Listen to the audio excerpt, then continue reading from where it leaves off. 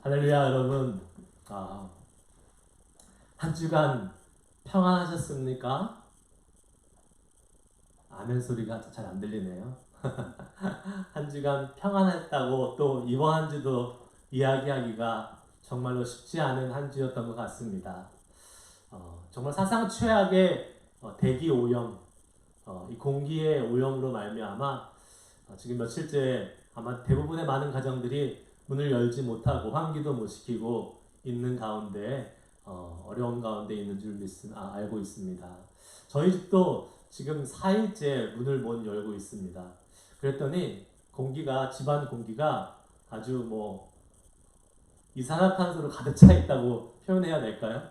산소는 없어지고 계속해서 저희가 내뿜는 이산화탄소만 이렇게 가득 차 있는 그런 느낌이라서 막 머리도 띵하고 컨디션도 좋지 않고 그런 가운데 있는 것 같습니다. 참 어려운 불편한 시절을 살고 있는 그러한 때가 아닌가 싶어요. 그런데 어쩌겠습니까? 이것이 우리에게 지금 닥친 환경인데 이 환경을 우리가 바꿀 수는 없잖아요. 무엇을 바꿔야 될까요? 우리의 마음을 바꿔야 됩니다. 우리의 마음이 주님 안에서 다시 한번 새로운 소망과 희망으로 채워질 때에 환경은 가뿐히 거뜬히 넉넉히 이겨낼 수 있는 그러한 요소라고 믿습니다. 계속해서 감사의 말씀을 선포하시고 계속해서 좋은 것, 또 칭찬의 말, 격려의 말들을 여러분 가족과 함께 나누시면서 이 시간들을 이겨내야 될 거라고 믿습니다. 그냥 힘들다고 마음속에 있는 그런 우리 감정대로 표현하지 마시고 우리의 신앙의 표현, 믿음의 표현을 같이 함께 나누면서 주님의 은혜를 한번 계속해서 확장시켜가는 그러한 삶을 살아갈 수 있기를 주의 이름으로 축복해 드립니다. 또 아까도 말씀드렸지만 정말 우리 가운데 이 주변에 어려움을 겪고 있는 사람들이 얼마나 많이 있는지 몰라요. 코로나 때문에 잡을 잃고 또 산불로 집과 터전을 잃고 가족을 잃는 사람들이 좀 많이 있습니다. 그런 사람들을 보면서 정말로 안타깝게 생각하고 중보하며 기도하고 또 우리는 그에 비하면 정말 이만하니 감사하다라는 생각을 가지고 주님 앞에 겸손히 감사의 기도와 찬양을 올려드릴 수 있는 우리들이 될 수 있으면 좋겠습니다. 그렇게 될 때에 이러한 어려움들을 우리가 함께 극복해 나갈 수 있고요. 사실 우리에게 어려움은 아닙니다. 공기야 또 며칠 있으면 또 새로운 바람이 불어서 신선한 공기가 올 테니까요. 이런 것들을 우리가 너무 크게 여기지 마시고 가볍게 생각하고 주님 안에서 잘 극복해낼 수 있는 우리 모두가 될 수 있길 바랍니다. 그런 의미에서 오늘의 말씀 제목 소망이 있어야 견딜 수 있습니다 라는 제목을 가지고 함께 은혜의 말씀을 나누고자 합니다. 새벽 기도를 열심히 하시던 장로님이 계셨어요. 새벽 기도를 열심히. 어느 날 하나님께서 환상 중에 나타나셨습니다. 그래서 이렇게 말씀하셨어요. 얘야, 내가 아무개 장로야, 내가 너에게 너가 열심히 새벽 기도를 하니 세 가지 소원을 이루어 주고 싶구나. 세 가지 소원을 한번 이야기해 볼래? 그랬더니 이 장로님이 하나님이 분명히 응답해 주시겠다고 이렇게 직접 나타나셔서 말씀하신 걸 보니까 이게 반드시 이루어질 소망 소원 같은데 제가 조금 고민해보고 말씀드리겠습니다 라고 한 다음에 하루 있다가 다시 하나님께 이야기했습니다. 하나님, 제가 열심히 곰곰이 생각해보고 기도해보니까 저에게 큰 집이 하나 있어야겠습니다. 큰 집을 얻어서 거기서 구역 모임도 하고 교회 식구들도 초대하고 하면서 교제하는 그러한 장소로 사용하고 싶습니다. 그랬더니 하나님께서 갑자기 며칠 사이에 사업이 잘 되게 하셔서 진짜 집을 탁 허락해 주셨어요. 두 번째 소원이 남았잖아요. 두 번째 소원을 이제 딱 하나님께 곰곰이 생각하면서 기도할 때에 하나님 뭐니 해도 건강이 제일 중요한 것 같은데 건강해야 주님의 일도 하고 교회 봉사도 하고 하나님의 나라를 위해 살 수 있지 않겠습니까? 그래서 저와 제 아내에게 건강을 허락해 주세요 라고 기도했더니 정말로 기도한 대로 한 20년은 젊어진 그 건강과 활력을 얻게 됐습니다. 마지막 소원을 빌어야 되는데 아주 고민이 되는 것입니다. 이 정말 중요한 소원 딱 한 가지 남았는데 뭘 기도할까라고 하다가 하나님께 이렇게 얘기했어요. 하나님, 제가 첫 번째, 두 번째는 하나님을 위한 소원을 얘기했잖아요. 이제 저를 위한 소원도 하나쯤은 얘기해도 될 것 같아요. 라고 해서 하나님께 얘기합니다. 하나님, 제가 아내가 있는데 한 아내가 저보다 지금 저희 아내와 제가 60살인데 저희 아내가 한 20살만 젊은 아내가 되었으면 좋겠습니다. 라고 기도했대요. 젊은 아내랑 살고 싶습니다. 기도했대요. 그리고 나서 다음날 딱 일어났더니 가서 거울을 딱 봤는데 이 장모님이 깜짝 놀랐어요. 자기가 80살 노인 할아버지로 변해 있더라는 겁니다. 네, 하나님이 기막히게 들어주셨죠. 20살 차이 나게. 네, 부인은 그대로 60살에 있고 이 장모님이 80살이 되어서 20살 차이 나는 아내랑 살게 되었다. 하나님은 신실하신 하나님이시다. 라는 우스갯소리가 있습니다. 제가 싱거운 소리를 했지만 제가 이 말씀을 드린 이유는 사람이 갖고 있는 소원이 있어요. 소원. 그리고 소망이라는 것이 있습니다. 소원과 소망은 차이가 있다는 거예요. 어떤 차이가 있냐? 소원은 자기의 이기적인 마음에서 나온 것이 소원이고, 소망은 하나님을 믿는 신뢰에서 나오는 것이 소망이라는 사실입니다. 그래서 소원은 나에게서 나오는 거기 때문에 내가 힘이 들고 내가 어려워지면 그 소원을 잃어버리게 됩니다. 그리고 포기하게 됩니다. 그러나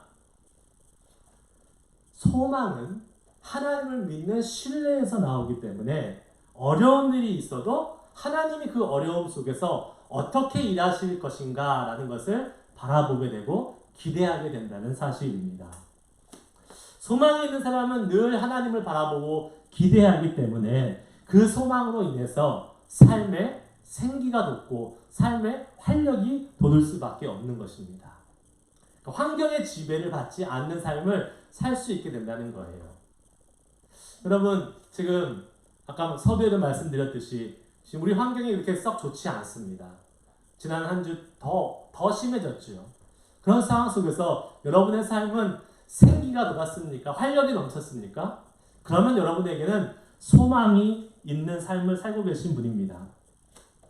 그리고 그 소망이 갖고 계신 분들은 하나님의 놀라운 은혜와 축복 가운데 거하고 있다는 사실을 기억하시기 바랍니다. 그러나 그렇지 않고 계속 내 마음속에 짜증과 불만과 오늘 또 날씨가 이렇네라고 이러한 말들이 계속 나왔다면 우리 안에는 하나님의 소망이 부족하거나 없는 삶을 살고 있지 않나 싶습니다. 그러한 분들이 계시다면 오늘 말씀을 통해서 하나님이 주시는 소망을 발견하고 우리의 삶에 하나님이 주시는 생기와 그 활력이 다시 한번 회복될 수 있기를 주의 이름으로 간절히 소망하며 축복합니다. 여러분, 성경학자들은 예레미야 30장에서 33장의 말씀을 위로의 책이라고 이야기하고 있어요. 그 전까지는 예레미야가 계속 예루살렘의 멸망에 대해서 이야기했습니다. 30장 전까지를 읽으면서도 마음이 참 힘들어요. 계속 멸망과 심판에 대해서 이야기하고 있는데 드디어 하나님께서 예레미야를 통해서 거짓 선지자가 아닌 예레미야를 통해서 예루살렘의 회복, 포로로 잡혀갔던 자들의 귀환, 그것에 대해서 말씀해 주고 계신다는 것을 우리는 볼 수 있습니다. 하나님께서 심판하셔서 바벨론으로 붙잡혀갔던 유다 백성들이 다시 이제 돌아와서 예루살렘을 회복하고 또 그것이 예루살렘의 멸망을 바라보고 바벨론의 포로로 잡혀갔던 자들에게 큰 위로가 되었던 그러한 말씀으로 남아 있었다는 사실을 기억하면서 오늘도 우리 이 말씀을 들으면서 하나님이 주시는 소망이 더욱 확실해지고 또 위로의 말씀이 우리 속에 가득 세워질 수 있는 그런 시간 되기를 간절히 소망하고 간절히 축복합니다. 우리 인생이 즐겁고 행복할 때만 있으면 얼마나 좋겠어요. 매일같이 하하하 웃고 좋고 너무나 좋은 일들이 생겨나고 행복한 일들, 정말 내가 바라지도 않았던 일들 속에서 기쁨이 넘쳐나는 일들이 있으면 얼마나 매일매일 되면 얼마나 좋겠습니까? 그러나 우리 인생 그렇지 않습니다. 그렇지요. 희노애락이라는 말이 있어요. 인생이 희노애락. 행복할 때가 있으면 정말로 화가 날 때도 있고 기쁠 때가 있으면 슬플 때도 있는 것이 우리의 인생입니다. 우리 인생에서 누구나 슬프고 고통스러운 때를 맞이할 때가 있지요. 그리고 그 시간이 하나님의 계획 가운데서 지나가게 하시는 고난의 시간도 분명히 있다라는 사실입니다.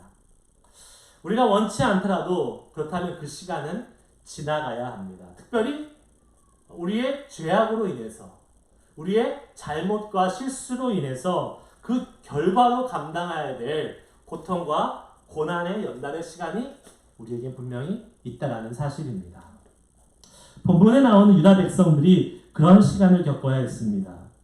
그리고 그 시간은 아주 확실하고 처절한 고통의 시간이라고 성경은 말씀해주고 있습니다. 그러면서 유다 백성이 겪어야 될 고난에 대해서 이렇게 표현하고 있습니다. 6절 말씀 보겠습니다. 너희는 자식을 해산하는 남자가 있는가 물어보라. 어찌하여 모든 남자가 해산하는 여자같이 손을 자기 허리에 대고 모든 얼굴이 겁에 질려 새팔에 젖는가? 라고 말씀하고 있어요. 자, 유다 백성들이 겪는 고난에 대해서 하나님이 뭐라고 말씀하시냐면 이해가 되지 않는 표현, 남자가 해산하는 고통을 겪는 사람을 본 적이 있느냐라고 말씀하고 있습니다. 요새는 남자가 여자이고 여자가 남자인 시대, 뭐 경계가 없는 시대를 살고 있지 않습니까? 그래서 뭐 남자가 여자 같고 여자가 남자 같고 구분이 잘 되지 않는 시대를 살아가고 있는데, 아무리 그런 시대를 살아간다 할지라도 절대 남자가 여자를 따라할 수 없는 것이 한 가지 있습니다. 무엇입니까? 출산하는 겁니다. 임신해서 아이를 낳는 해산하는 고통은 어떤 남자도 흉내낼 수도 없고 정확하게 알 수도 없습니다. 그런데 오늘 말씀에 보면 너희는 자식을 해산하는 남자가 있는가 물어보라 라고 말씀하고 있어요. 그러면서 이 남자가 여자와 같이 자기 손을 허리에 대고 얼굴에 겁에 질려 새파래졌다. 결국은 해산하는 고통을 겪고 있다라고 말씀해주고 있는 것입니다. 저도 남자이기 때문에 해산의 고통, 출산의 고통을 정확하게 설명할 수가 없습니다. 제가 어떠한 말로 자세하게 설명한다 하더라도 실제로 그 출산의 고통을 겪은 우리 엄마들의 고통을 표현할 수 없습니다. 저도 물론 3번의 출산의 과정을 같이 했기 때문에 어느 정도 누구보다도 그 출산의 고통을 잘 알 거라고 저는 생각을 할 수 있겠지만, 그렇지만 실질적으로 그 출산의 고통을 감당하는 그러한 우리 어머니들의 모습을 지켜보면서 정말 남자들은 전혀 그것을 공감하거나 아니면 경험하거나 느낄 수 없구나라는 것을 다시 한번 깨닫게 됩니다. 간혹 아이를 낳을 때 쉽게 아이를 낳았다는 분도 있습니다. 금방 뭐 진통 많이 없이 그것도 한 번에 잘 순풍 나타나는 그런 사람들도 있는데, 여러분 그 말이 고통이 없이 낳았다는 얘기가 아니지요. 다른 사람들이 뭐 10시간, 20시간씩 진통하다가 힘들게 난 거에 비해서 아이를 그거에 비해서 쉽게 낳았다는 것이 고통이 없다는 것이 아닐 것입니다. 여러분, 출산하는 고통은 여자가 겪는 고통 중에서 가장 큰 고통이라고 합니다. 그런데 그 가장 큰 고통을 지금 남자도 겪어야 된다라고, 남자도 겪을 것이다라고 하나님은 말씀해 주고 있는 것입니다. 아무리 힘이 세고 아무리 능력이 많고 아무리 잘 나가는 남자라고 할지라도 하나님께서 잡으시고 그 목을 비트시면 한 번도 힘을 쓰지 못하는 존재가 된다는 사실을 하나님이 경고해 주고 계시는 것입니다. 하나님 앞에서 누구도 자기의 능력과 자기의 힘을 과시하거나 그것을 의지할 수 없다는 것을 하나님은 오늘 말씀해 주고 계신다는 사실입니다. 하나님의 징계가 시작되면, 하나님의 심판이 시작되면 아무리 그동안 세상에서 잘 나갔던 사람이라 할지라도, 아무리 능력이 많고 힘이 센 사람이라 할지라도 그가 자랑하고 그가 의지했던 그 자기의 능력이 아무 힘도 발휘하지 못하는 것이 된다는 사실을 하나님은 기억할 것을 말씀해 주고 있는 것입니다. 우리가 잘 아는 삼손이 바로 그 대표적인 인물 아니겠습니까? 여러분, 삼손으로 말하자면 힘으로 따지면 그 어떠한 사람도 따라갈 수 없는 구약 성경에서 아마 가장 힘센 사람 중에 한 명일 것입니다. 근데 그가 힘이 세게 된 이유가 있었죠. 무엇입니까? 하나님의 계획이 있었어요. 그를 통해서 하나님이 하시고자 하는, 하나님이 사사로 세우셔서 주변에 있는 이방 민족들을 무찌르고 평화의 시대를 누리고자 하는 하나님의 계획이 있었습니다. 그래서 그는 어릴 때부터 나실인, 구별된 하나님의 사람으로 자라가야 될 것을 하나님께서 요구하셨고, 성경에 보면 나실인에게 요구되는 3가지가 있었습니다. 첫째는 금주, 독한 술을 마시지 않는 것. 두 번째는 머리에 삭도를 대지 않는 것, 머리를 자르지 않는 것. 셋째는 시체를 가까이 하지 않고 늘 정결하게 유지해야 되는 것. 그것이 나실인에게 요구되는 것이었어요. 여러분, 우리가 성경을 그냥 어렸을 때 주일학교 때 들어가지고 삼손이 힘이 없어진 것이 머리가 잘려서 없어졌다고 생각하지만, 머리가 잘라서 없어진 것도 한 요소일 수 있지요. 아까 나실인의 규례 중에서 두 번째, 머리에 삭도를 대지 말라고 했는데 그것을 어겼지요. 그것뿐만 아니라 삼손은 나실인에게 요구되는 모든 것을 다 어겼습니다. 항상 술을 마시면서 파티를 즐겼잖아요. 여인들과 함께. 그리고 시체를 가까이 하지 말아야 되는데, 이 시체라고 하는 것은 사람들의 시체뿐만 아니라 부정한 동물의 시체까지도 의미하는 것이었습니다. 그런데 여러분 잘 알듯이 삼손이 길을 가다가 사자를 만나게 되는데, 그 사자를 염소와 같이 찢어 죽이는 놀라운 괴력을 발견하게 됩니다. 그리고 거기까지는 괜찮은데 나중에 그 사자의 시체에서 꿀이 이렇게 나오게 됩니다. 그 꿀을 가져가서 먹게 되는 것을 보게 되지요. 시체를 만져서 거기서 꿀을 취하게 됩니다. 또한 우리가 잘 아는 사건, 나귀의 턱뼈를 가지고 블레셋 사람 1000명을 쳐 죽이는 그러한 놀라운 괴력을 발휘하게 되는데요. 그때도 이 나귀의 턱뼈가 그냥 나귀의 턱뼈가 아니라 갓 죽은 나귀, 아직도 나귀의 그 살이 붙어있는 그 나귀의 시체를 의미하는 것이었습니다. 하나님께서 하지 말라는 것으로 계속해서 이 나실인이 지켜야 될 이 규례를 범하면서 죄를 지면서 삼손은 살아왔던 것이지요. 결국은 어떻게 됩니까? 그렇게 그가 의지했던 그 힘, 그 괴력, 그것이 온데간데 없이 사라지게 되는 것을 보게 됩니다. 하나님이 작정하시고 하나님이 심판하시면 내가 의지하고 내가 자랑하던 것이 한순간에 사라질 수 있다는 사실을 우리는 기억해야 됩니다. 삼손의 마지막 모습은 어떻습니까? 잘 알듯이 옥에 갇혀서 두 눈이 뽑히고 맷돌을 줄에 묶여서 갈고 있는 그러한 신세로 전락하고 말지 않습니까? 물론 나중에 회개해서 마지막 한번 하나님께서 더 힘을 주시긴 하지만 얼마나 그 인생이 비참한 모습이 되었습니까? 남유다의 미신적인 신앙, 즉 하나님이 계신 성전과 예루살렘은 결코 멸망하지 않을 것이다 라는 이 잘못된 믿음은 삼손의 모습과 매우 흡사했다는 사실입니다. 하나님의 말씀을 지키지 않고 거룩한 백성으로 사는 사명을 잊어버린 채 오히려 오로지 자신의 그 잘못된 믿음, 선택받았다는 그런 백성이라는 사실만 가지고 자만과 교만을 가지고 그것만을 믿고 나아가는 그들, 하나님이 심판하시고 하나님이 그들을 누르시니까 그것이 온데간데 없이 사라져버리고 결국은 바벨론에 의해서 멸망을 당하게 되는 그러한 역사를 우리는 성경을 통해서 보게 됩니다. 하나님의 징계의 손길은 그냥 가볍게 우리에게 오지 않습니다. 철저하고 확실하고 무시무시하게 우리에게 다가옵니다. 대충 넘어가지 않습니다. 제가 왜 이 말씀을 여러분에게 드릴까요? 그러니까 여러분 공포에 떨으라고요? 제가 여러분을 위협하고 협박하기 위해서 그렇습니까? 아닙니다. 그만큼 하나님의 징계가 철저하고 무서우니까 우리가 결코 교만히 설 수 없다는 사실을 기억하자는 것입니다.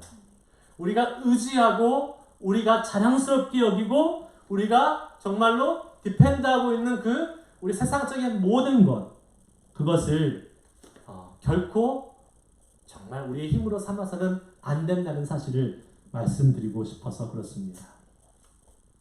내가 아무리 능력이 많고 잘 나간다 하더라도 하나님께서 한번 마음 먹으시면 그 교만을 꺾기로 작정하신다면 아무리 남자라 할지라도 여자의 해산의 고통만큼 그 고통을 경험하는 것만큼 큰 고통을 겪게 된다는 사실을 오늘 말씀은 우리에게 계속해서 알려주고 있는 것입니다. 여러분 기억해야 됩니다.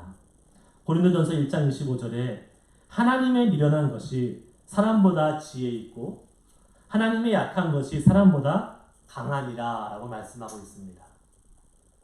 여러분 내가 아무리 많은 것을 가지고 내가 아무리 많은 능력을 가지고 많은 힘을 가지고 재력을 가지고 권력을 가지고 또 능력을 가지고 있다 할지라도 그것이 우리 하나님의 약함보다 결코 강할 수 없습니다.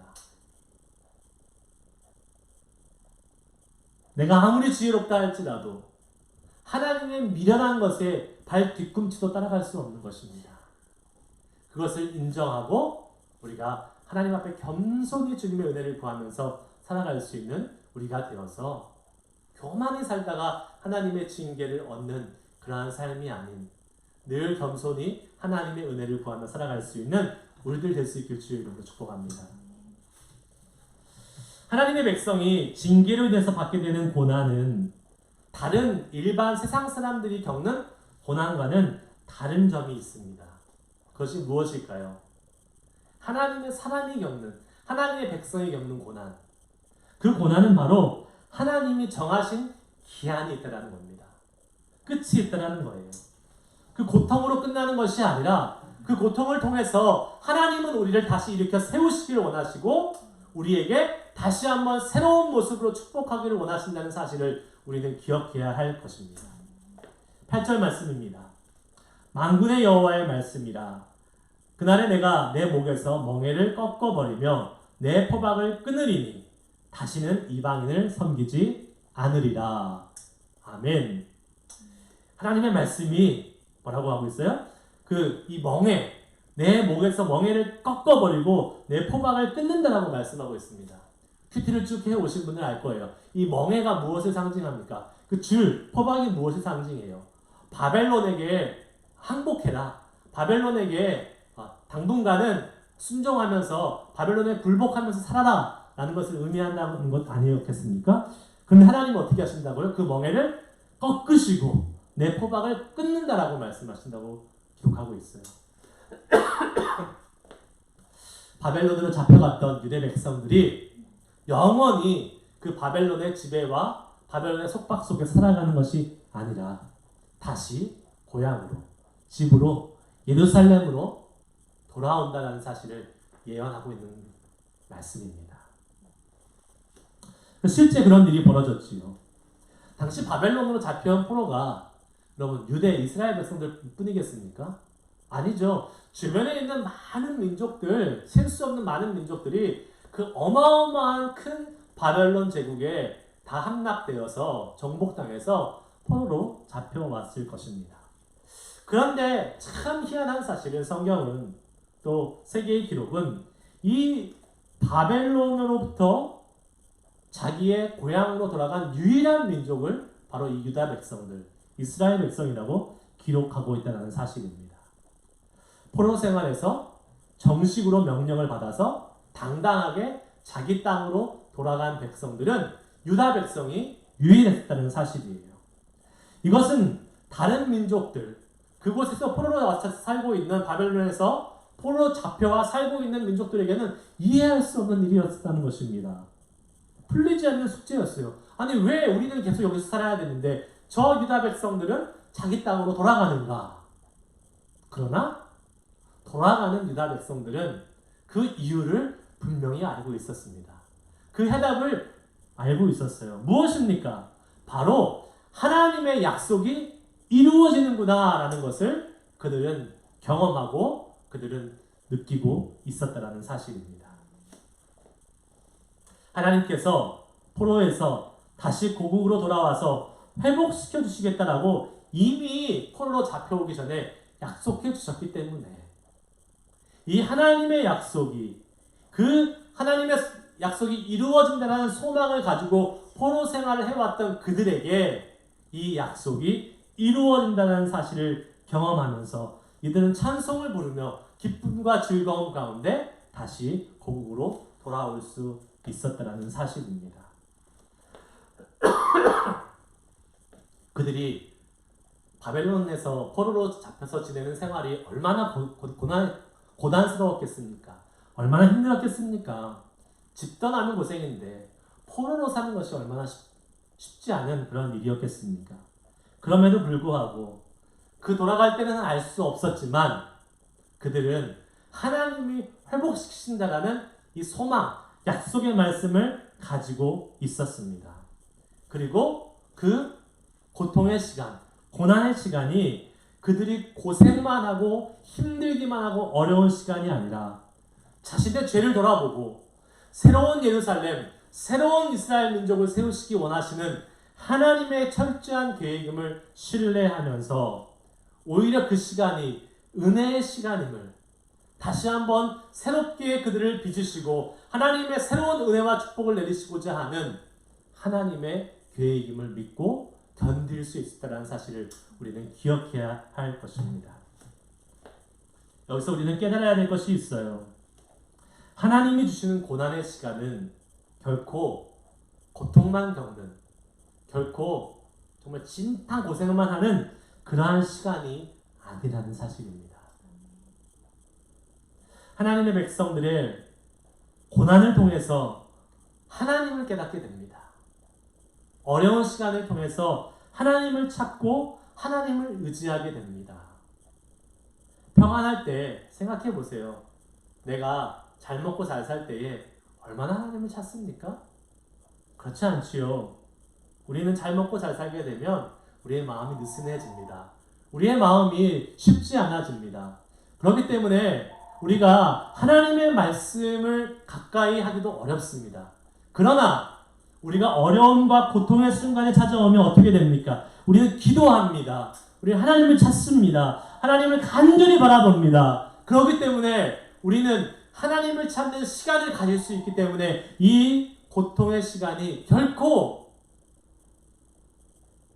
우리를 망치거나 우리를 어렵게 하는 시간이 아니라는 사실을 우리는 깨달아야 될 것입니다. 정신적으로, 육체적으로는 얼마든지 힘든 시간이 될 수 있습니다. 분명 그렇습니다.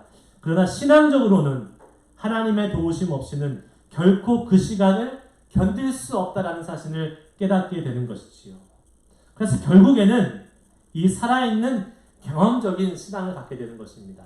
살아계신 하나님을 체험하고 이 경험적인 신앙을 갖게 되면서 나의 신앙이 정말 더 이상 이론적이고 개념적인 신앙이 아니라 우리 하나님의 살아계심을 직접 경험하는 시간이 되는 줄 믿습니다.